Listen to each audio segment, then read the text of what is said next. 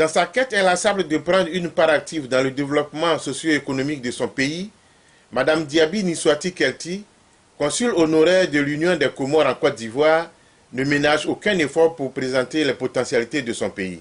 En témoigne cette rencontre qu'elle a organisée à Abidjan en avril dernier avec les responsables de Earth Rights Institute, ERI, une organisation américaine pour le développement durable à qui elle a exposé les besoins de l'Union des Comores. C'est maintenant que ce projet va être monté. C'est maintenant qu'on va analyser et étudier quels sont les secteurs clés où on va pouvoir mener un projet. Mais moi, connaissant les Comores, ce n'est pas un projet, c'est un programme de développement qui prend tout en compte comme le projet de Cocody. L'environnement y est dedans, parce qu'aujourd'hui, la dégradation de l'environnement au Comores est assez développée. L'économie est à booster. Donc, l'un dans l'autre, je me dis, c'est vraiment un développement intégré qu'il nous faut. Et comme c'est un pays insulaire avec 3 îles, au départ, on était parti sur une base juste d'un projet pilote en juin. Lorsque le commissaire général au plan, M. Fouad Boulam, est passé ici en mars, lui-même il a soulevé la chose parce que il force de reconnaître que ce projet-là lui tenait à cœur. C'est parce qu'il recherchait les moyens pour pouvoir amener ce que lui devait faire, ce que les Comores devaient faire quand vous allez partir là-bas. C'est à vous alors de nous dire que peut-être il nous faut 10 jours ou 2 semaines, ce qui est sur la prise en charge, elle n'est pas tout. Ce que je recherche en tant que consul, mais en même temps que fille des Comores, c'est que les Comores, certes, c'est tout petit, mais à travers ce partenariat avec ERI, que les Comores, petits peut-être physiquement, mais en ambition, qu'on ait de grandes ambitions et que quand on parle des Comores, qu'on arrive tout de suite à se dire, ah oui tiens, c'est tel pays où il y a eu telle activité, il y a eu tel programme, il y a eu tel partenariat, comme ce qu'on a vu, que vous avez projeté, le film que vous avez projeté tout à l'heure, je souhaiterais à ce que le prochain film que vous allez projeter, que le Comore aussi figure dans ce film-là et que ce partenariat-là soit vraiment un partenariat qui propulse les Comores à l'émergence voulue et souhaitée par les autorités du pays, à commencer par le président de la République, son Excellence Azali Assoumou.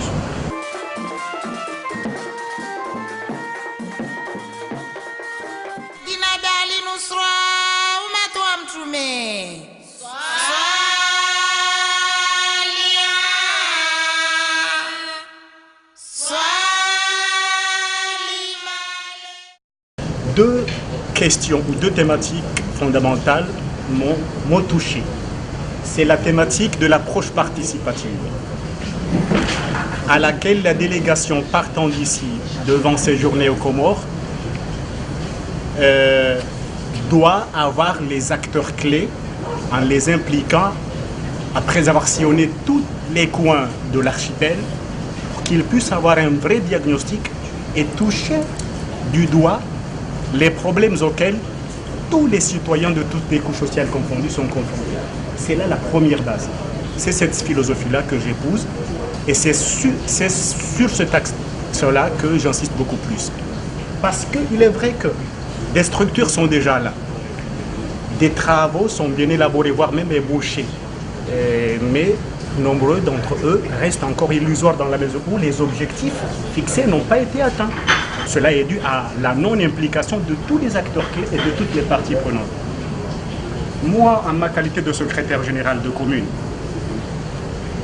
et surtout, compte tenu aussi de la formation que j'ai eue et du lieu au sein duquel j'effectue mon stage, qui est donc la direction générale de la décentralisation et du développement local, je pense que madame va devoir vous aider à rencontrer, à faire un contact assez avéré avec les élus locaux, les conseillers municipaux et les associations, je veux dire locales, la société civile. Parce qu'à partir de là, non seulement un vrai diagnostic se fera, non seulement une véritable identification des problèmes se fera, mais aussi cette approche-là vous permettra aussi de voir d'autres projets à monter que eux n'ont pas, par exemple, prévu.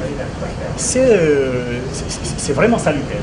Peut-être il y a des relations, on peut regarder et venir avec un plan master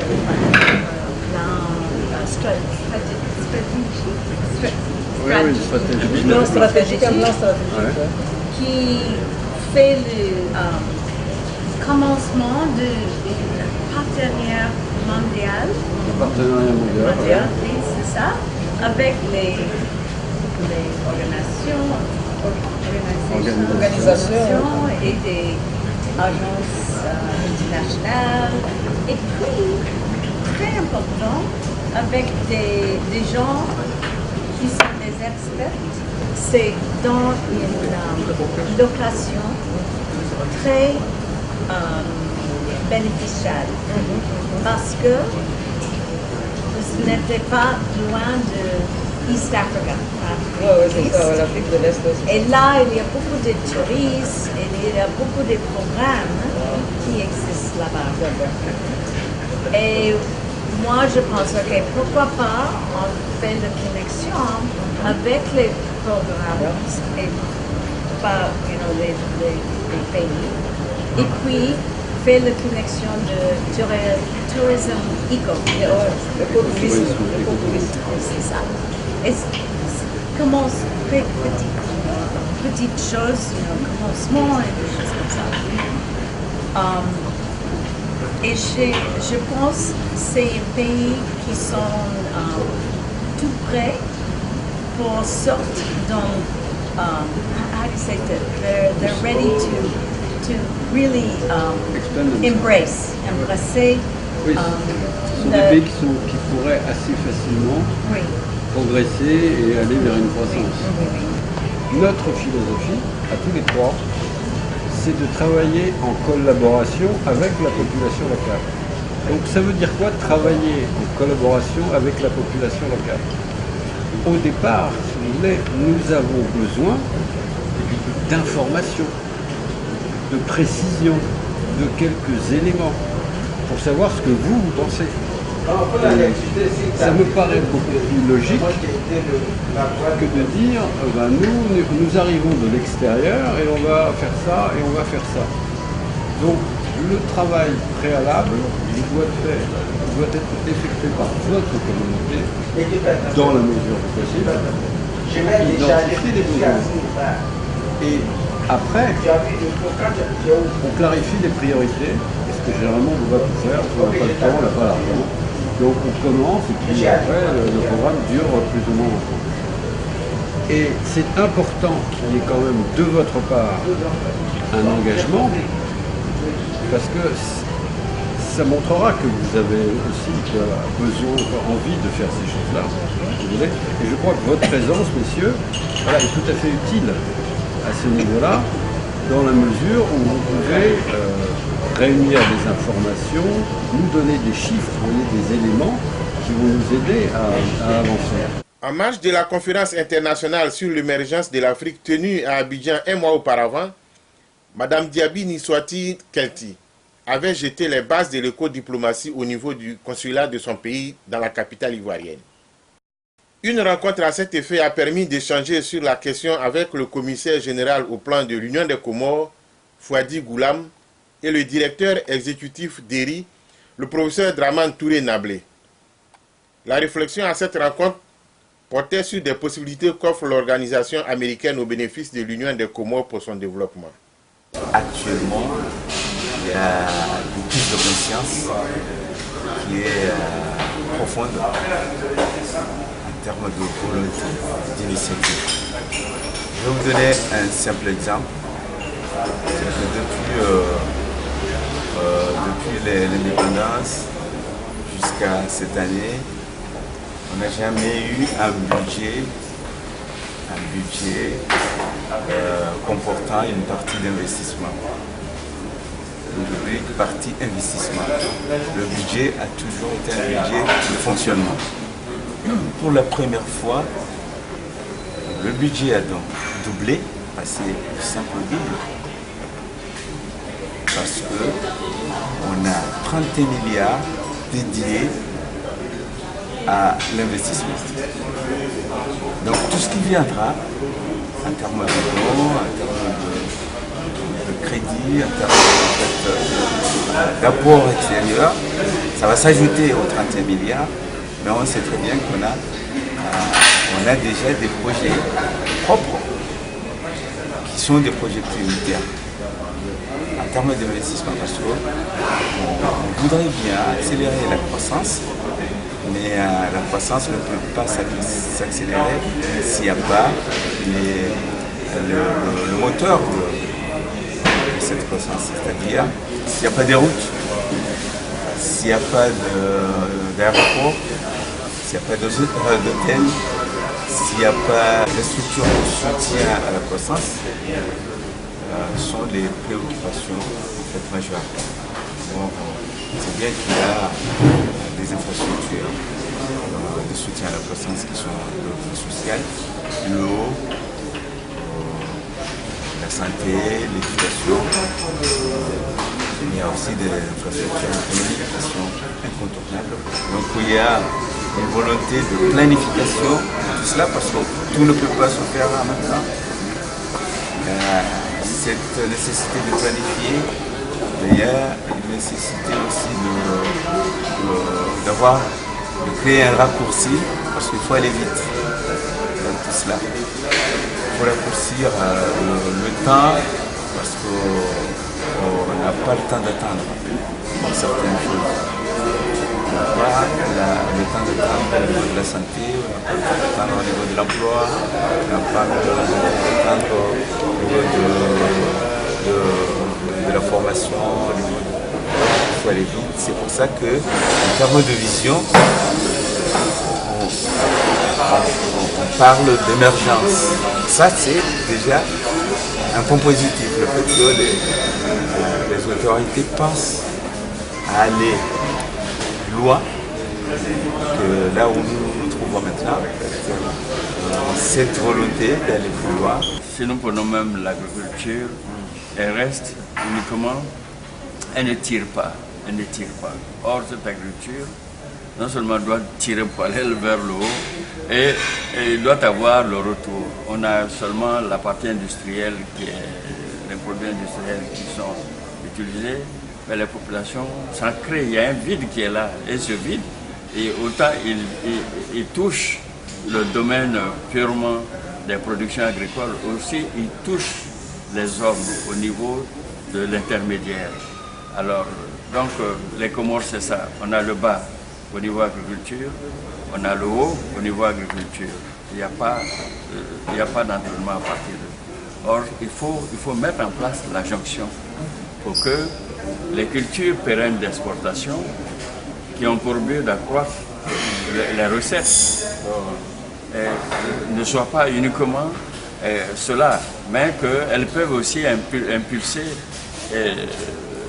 les cultures vivrières, les cultures maraîchères, ainsi de suite, pour assurer un minimum d'autosuffisance alimentaire ou de sécurité alimentaire, quel que soit le mot, mais assurer une stabilité au moins. Alors, cela, il y a un déséquilibre aussi entre les îles. Il y a aussi une autre façon de comprendre quand on est de telle île, telle île. Alors, il y a une cohésion qu'il faut renforcer pour qu'on puisse atteindre tous ces objectifs. Pourquoi je dis à madame, il faut que j'aille voir. Et nous allons sortir une monographie, une bonne monographie, avec un chronogramme d'exécution. Tout est devenu urgent à la fois. C'est pourquoi le projet sera multicritère. Il ira dans tous les sens. On fera une bonne planification de sorte que, au moins, en le lançant, on puisse avoir des impacts avec la itération. En termes de développement, La recherche agronomique est nécessaire à l'Union des Comores. Raison pour Mme Diaby Niswati Kelti d'évoquer cet aspect avec le directeur régional du CIRAD, organisme pour la recherche agronomique pour le développement pour l'Afrique de l'Ouest, Patrice Grimaud. Aujourd'hui, on importe des légumes de Mayotte, on importe, etc.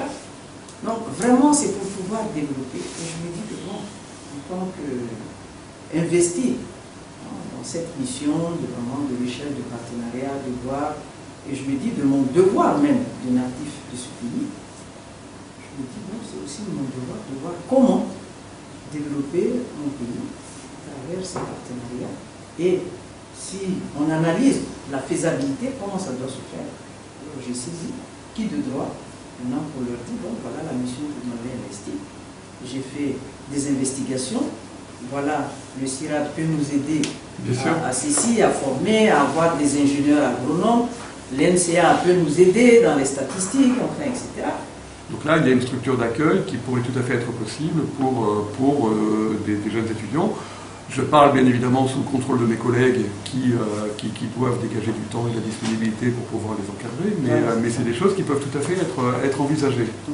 Donc ça, ce sont des pistes qu'il faut vraiment explorer ensemble. Donc je pense qu'il y a vraiment un travail de réflexion commun à avoir avec toutes les parties prenantes. Hein. Donc vous, en tant que gestionnaire, entre guillemets, des étudiants de votre ressortissant des Comores, les structures d'enseignement qui sont positionnées en Côte d'Ivoire et des structures comme celle que développe le CIRAD, qui appartient à des dispositifs en partenariat, donc avec des institutions de recherche, mais également d'enseignement. Hein.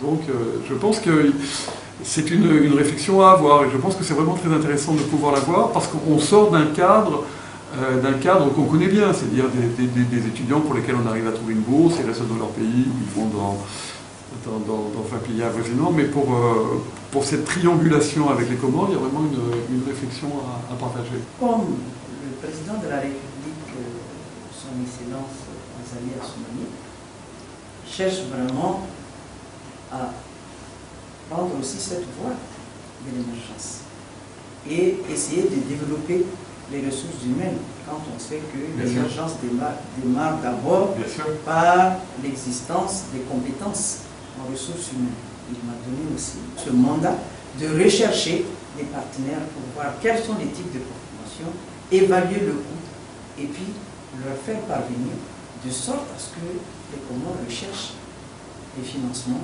pour pouvoir former vraiment des experts.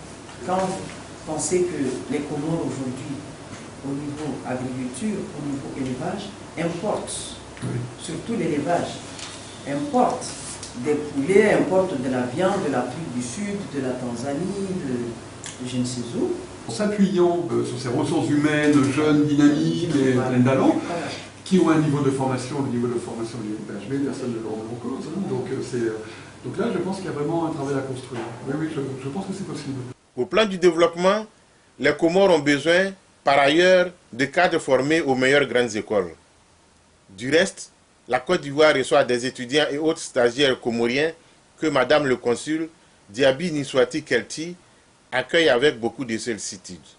Avant même d'être consul des Comores, je me suis toujours occupé de tous les ressortissants comoriens qui viennent en Côte d'Ivoire, qui viennent pour une formation ou pas, et plus particulièrement en ma qualité bien sûr d'enseignante à l'université Félix Houphouët-Boigny en tant que professeur en droit, avec les relations au niveau de cette institution et les collègues étant les présidents et autres de l'université, tous les étudiants qui venaient en Côte d'Ivoire, je me suis investi à m'en occuper, à les inscrire et à mener toutes les démarches nécessaires administratives pour faciliter leur intégration et leur formation au niveau de la Côte d'Ivoire.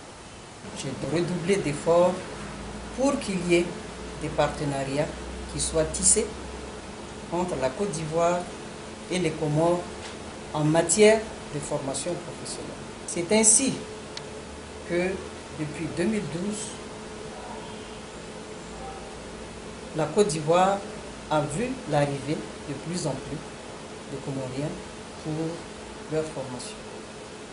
À l'IMPHB, l'Institut national Félix Houphouët-Boigny de Yamoussoukro, il y a eu une première promotion de 12 étudiants qui ont tous fini aujourd'hui. Et il y a 2 ou 3 qui sont là encore pour suivre le cycle ingénieur, parce que quand ils sont arrivés, ils ont fait le cycle court, mais ceux qui ont arrêté au niveau du diplôme de technicien supérieur, ils sont rentrés. Et j'avoue que je suis heureuse d'apprendre qu'ils occupent des fonctions au niveau des communes. Il faut dire que ce n'est pas chose aisée, étant donné qu'il n'y a pas, au sens propre du terme, de relations bilatérales bien ficelées qui sont là, qui aident les étudiants comoriens présents en Côte d'Ivoire. Ce que M. Abdou vient de dire, je pense que c'est l'une des difficultés que d'ailleurs j'allais soulever, parce que quand ces élèves-là arrivent, on est obligé de faire pieds et mains pour savoir où les loger.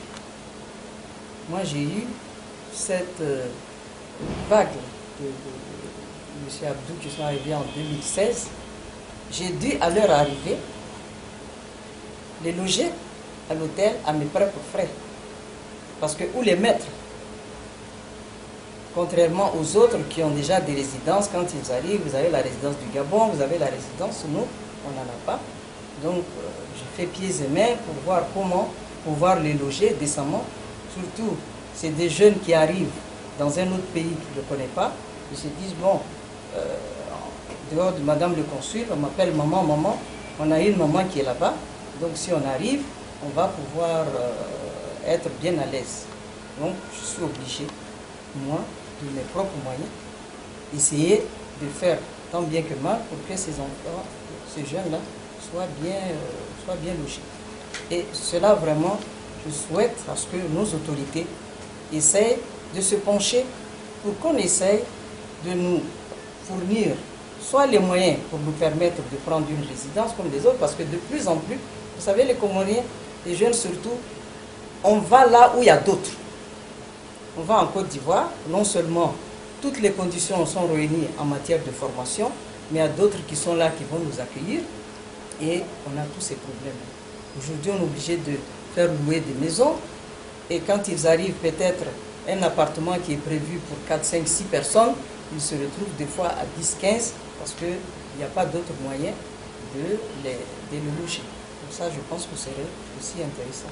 J'ai eu la chance d'être mandaté par elle pour que j'assiste à une journée baptisée Journée culturelle et sportive de l'étudiant comorien de l'IMPHB. Et j'ai vu comment l'ambiance est là-bas, qu'elle soit présente physiquement ou pas, qu'elle soit vraiment en Côte d'Ivoire ou non ou en France, les autorités de l'IMPHB tiennent beaucoup plus de sa responsabilité et de sa détermination, voire même de son abnégation. Les étudiants comoriens qui sont à l'Institut national polytechnique de Félix Houphouët-Boigny de Yamoussoukro sont plus que épanouis vu les conditions. Je dirais que les relations sont plus que satisfaisantes, même si de part et d'autre il y a certains manquements, mais cela n'empêche pas que les relations soient bonnes. Donc on ne peut que remercier tout d'abord aux autorités ivoiriennes, mais aussi et surtout remercier le directeur général de l'Institut national polytechnique Félix Houphouët-Boigny de Yamoussoukro, M. Kofi Nguessan, qui n'a cessé et qui ne cessera jamais de nous apporter cette hospitalité. Je suis très fier d'avoir d'être l'époux de Madame le Consul. Je suis très heureux, un homme vraiment comblé. Et je suis très fier également des Comoriens. Mais il faudra que nos jeunes Comoriens ne baissent pas les bras. C'est vrai, je suis très au courant des difficultés qu'ils rencontrent tous les jours. Et c'est comme ça. Et comme dit l'autre, il n'y a pas de vraie réussite sans épreuve. Alors les épreuves, c'est ce que vous vivez tous les jours, les petites difficultés, les grandes difficultés, ainsi de suite. Alors, et puis je ferai une petite doléance pour les Comores. Que les Comores se disent quand même que quand on envoie nos enfants à l'extérieur, alors il y a un minimum qu'on essaie de faire, c'est de nous aider à ce qu'on puisse les accueillir dans les meilleures conditions. Et je pense que ça, c'est très important. Et que les jeunes Comoriens qui sont également arrivés là, qui sont en train de faire des brillantes formations, n'oublient pas qu'ils sont les porteurs du flambeau des Comores de demain, ceux qui vont prendre les Comores en main. Alors qu'ils n'oublient pas cela et cette formation qualifiante qu'ils sont en train de faire, alors qu'ils essaient de donner le meilleur d'eux-mêmes et aller donner le meilleur d'eux-mêmes aux Comores. Ces élèves que vous voyez là, qui sont arrivés, une vingtaine d'élèves, à travers toujours ce partenariat, arrivés pour une formation professionnelle qualifiante qui nous fait défaut au niveau des Comores. Il n'y a jamais eu de réussite sans difficulté, sinon ce n'est pas une réussite. Il faut dire, j'ai vécu difficulté, mais aujourd'hui, voilà les résultats. Et je pense qu'il va falloir aussi qu'ils essayent de se dire qu'il y a des gens aux Comores, il y a les autorités qui attendent, il y a les parents qui les envoient. Leur devoir, c'est de satisfaire tout ce monde. Leur devoir est d'être digne, de se montrer digne, d'avoir un comportement exemplaire et qui va inciter les autorités ivoiriennes à vouloir pérenniser ce partenariat, comme l'a dit Ella, de vouloir pérenniser, parce que mon cheval de bataille aujourd'hui, c'est de pérenniser tous ces partenariats. On le voit, Madame le consul honoraire de l'Union des Comores en Côte d'Ivoire met tout en œuvre pour offrir à son pays des opportunités propices à son développement venant de la Côte d'Ivoire. Vive l'amitié ivoiro-comorienne.